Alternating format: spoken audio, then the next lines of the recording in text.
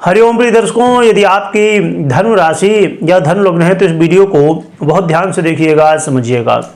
इस वीडियो में हम समझने वाले हैं बुध स्थिति परिवर्तन के प्रभाव को। बुध का परिवर्तन हो चुका है, परंतु थोड़ा सा समय के अभाव की वजह से ये वीडियो आपको लेट प्राप्त हो रही है। प्रिय दर्शकों, बुध का परिवर्तन 12 दिसंबर 2024 को ही हो चुका है। ये पहले अस्त अवस्था में थे, 12 दिसंबर से उदय हो चुके हैं और 15 दिसंबर से ये मार्गी भी हो चुके हैं, वक्री से मार्गी हो चुके हैं। तो अब उदय और मार्गी अवस्था में होते हुए और इस समय ये वृश्चिक में ही गोचर कर रहे हैं, वृश्चिक राशि में, यानी कि आपके व्यय भाव में गोचर कर रहे हैं। और बुध महाराज आपके लिए आपके कर्मेश भी होते हैं और आपके सप्तमेश भी होते हैं। तो आपको क्या प्रभाव देंगे ये बहुत समझना जरूरी है, क्योंकि जब भी कोई ग्रह के स्थिति में परिवर्तन हो तो उसके प्रभाव में भी परिवर्तन देखने को मिलता है।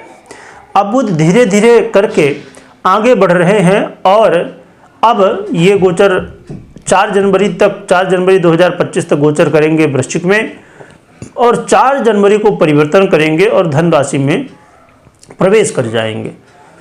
तो यहाँ पर एक समझने की बात यह है कि ये जो परिवर्तन काल है ये आपके जीवन में पहले से बेहतर स्थितियां बना रहा है, जो कि बुध का गोचर काल लंबे समय से वृश्चिक में ही चल रहा है।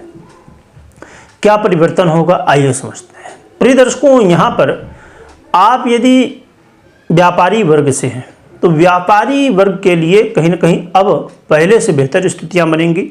व्यापार में अब लाभ होते हुए दिखाई देंगे। जहां व्यापार को लेकर बड़ी चिंताएं हो गई थी, वाद विवाद की स्थिति कई बार और कलह के माहौल की स्थिति बन गई थी, उसमें अब सुधार आएगा। दाम्पत्य जीवन को लेकर भी कहीं ना कहीं पॉजिटिव प्रभाव देखने को मिलेगा। आपस में यदि लड़ाई झगड़े वाद विवाद की स्थिति बनी थी तो पूरी तरह से तो नहीं कहा जा सकता कि बस अब सब कुछ अच्छा ही हो जाएगा, परंतु हाँ, थोड़ा सा कहीं ना कहीं राहत देखने को मिलेगी। क्योंकि जब बहुत समस्याएं चल रही हों और ख़ासकर मैरिज लाइफ को लेके, तो उसमें थोड़ा भी यदि राहत मिले तो बड़ी अच्छी बात हो जाती है किसी भी विषय को। पर दाम्पत्य जीवन एक ऐसा है, मैरिज लाइफ एक ऐसी स्थिति है जीवन में कि यदि वही प्रभावित हो जाए, कहीं ना कहीं समस्याएं हो जाएं, तो हर एक क्षेत्र प्रभावित हो जाते हैं। क्योंकि व्यक्ति का यदि घर में ही मन सही स्थिति में ना हो तो फिर बाहर भी कैसी स्थिति में होगा, ये समझने की बात है। तो ये बहुत बढ़िया है। और साथ में बुध महाराज कहीं ना कहीं उन लोगों के लिए भी बड़े अच्छे परिणाम इस समय पहले से बेहतर देंगे जो लोग पार्टनरशिप में व्यापार करते हैं, पार्टनरशिप में कोई भी काम करते हैं। वहाँ पर थोड़ी सी अब जो एक समझने की एक दूसरे की प्रति जो व्यक्ति की जिम्मेदारी है, या समझ सकते हैं एक दूसरे को, उसमें थोड़ा सा बेहतर स्थितियाँ बनेंगी। और साथ में ये भी देखेंगे कि आपके कर्मेश हैं तो आपको करियर को लेके भी कहीं ना कहीं अब पहले से बेहतर स्थितियाँ, पॉजिटिव प्रभाव देखने को मिलने वाले हैं। परंतु यहाँ पर यह भी समझना होगा कि बुध महाराज आपके व्यय भाव में गोचर कर रहे हैं, तो जहाँ एक तरफ थोड़ा लाभ हो रहा है तो वहीं व्यय की स्थितियाँ भी बनेंगी इस समय, है ना। तो धन का व्यय, शरीर का व्यय, यानी कि व्यय की स्थितियाँ बनने वाली हैं। थोड़ा सा आपको अपने स्वास्थ्य का भी ध्यान रखना होगा। और कोर्ट कचहरी के मामले में यदि आप फंसे हुए हैं, बहुत सावधान हो जाइए। इस समय गलतियां हो सकती हैं, खासकर यदि आपकी पेशी आने वाली है ना, यानी डेट है कोर्ट की, या साक्ष्य देना है ना, तो साक्ष्य देने में भी थोड़ी सी कहीं न कहीं उतनी सटीकता, उतना ज़्यादा, क्योंकि देखिए साक्ष्य जो होता है ना, वो कैसा क्या है, वो हर एक चीज़ मैटर करती है कि एक चीज़ हर एक काम में बहुत एक छोटी सी मामूली गलती, क्योंकि भाई एक गलती से पूरे काम बिगड़ जाते।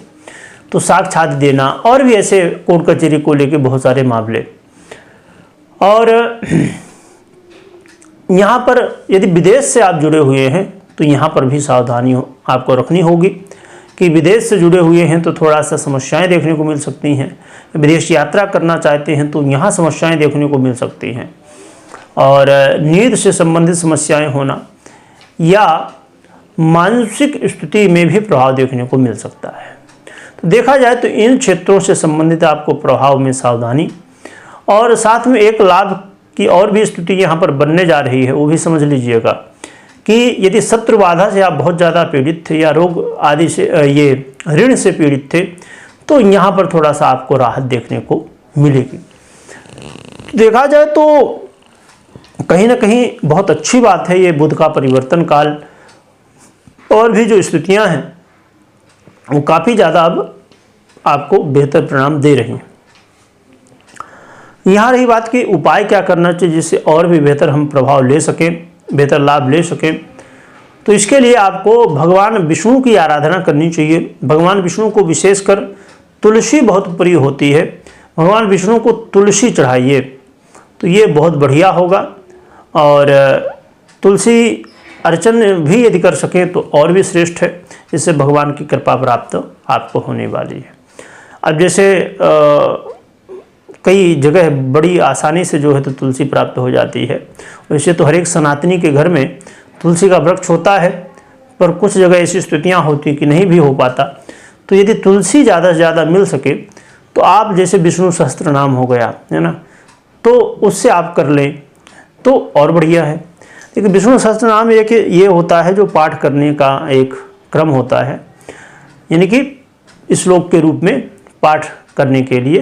पर जब अर्चन करने की बात हम करें, वहाँ पर एक आपको कुछ धार्मिक पुस्तकें जहाँ मिलती हैं वहाँ पर मिल जाएगा, अलग अलग नाम भगवान के मिल जाते हैं, जैसे 1000 नाम हो गए।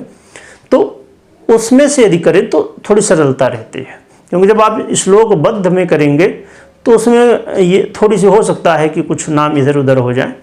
तो यदि अर्चन करना चाहते हैं तो फिर आप अलग से उसको रख लीजिए, और बीच बीच जब भी आपको समय मिलता रहे भगवान का अर्चन करते रहिए, जिससे कल्याण ही होने वाला है। तो ये उपाय आप कर सकते हैं। और कोई बड़ा महत्वपूर्ण निर्णय ले रहे हैं तो पहले जन्म कुंडली का विश्लेषण अवश्य करें। वीडियो देखने के लिए बहुत बहुत धन्यवाद।